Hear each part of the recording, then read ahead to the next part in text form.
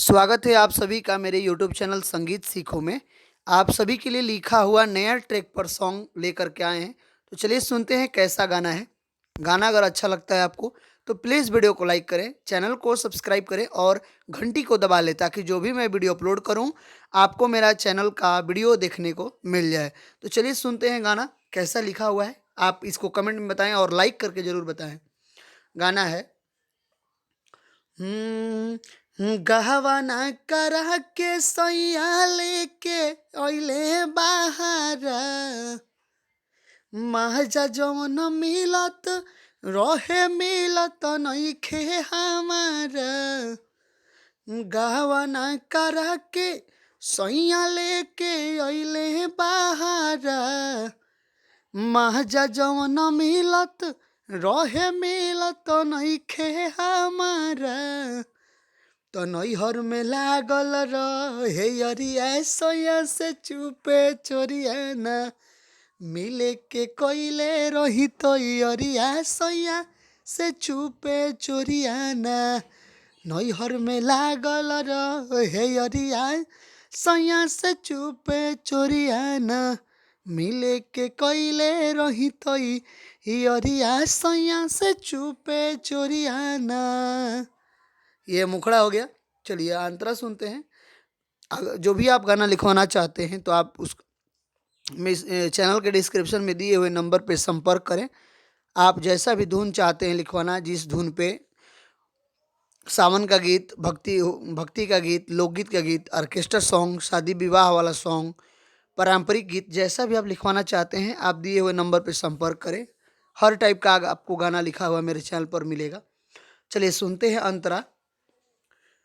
यारावा के याद बड़ी आवताटे रोजे दिलावा हमार खाली ओ करे के खोजे दिलावा हमार खाली ओ करे के खोजे यारावा के याद बड़ी आवताटे रोजे दिलावा हमार खाली ओ करे के खोजे कि लूटे के मिलत रहे लहरिया सैया से चुपे चोरिया ना नैहर में लागल रहे अरिया सैया से चुपे चोरिया ना। दूसरा अंतरा सुनते हैं। ऐसे बढ़िया नैहरे में खुश हम रही दिलावा के बात कैसे रजऊ से कहीं ऐसे बढ़िया नैहरे में खुश हम रही दिलावा के बात कैसे रजऊ से कहीं सुतत रही धैया कवरिया सैया से चुपे चोरिया ना नैहर में लागल रहे अरिया सैया से चुपे चोरिया ना। चलिए तीसरा अंतरा सुनते हैं। फुल गाना फ्री में है, फुल सॉन्ग फ्री सॉन्ग है। आप किसी भी गाने पे लिखवाने के लिए सॉन्ग संपर्क करें दिए हुए नंबर पे। प्लीज़ वीडियो को लाइक करना ना भूलें। बहुत मेहनत से आप सभी के लिए गाना लिखते हैं, आप नए सिंगरों के लिए, ताकि आपको गाने का मौका मिले, भोजपुरी इंडस्ट्री में आप अपना नाम बनाएं। चलिए तीसरा अंतरा सुनते हैं।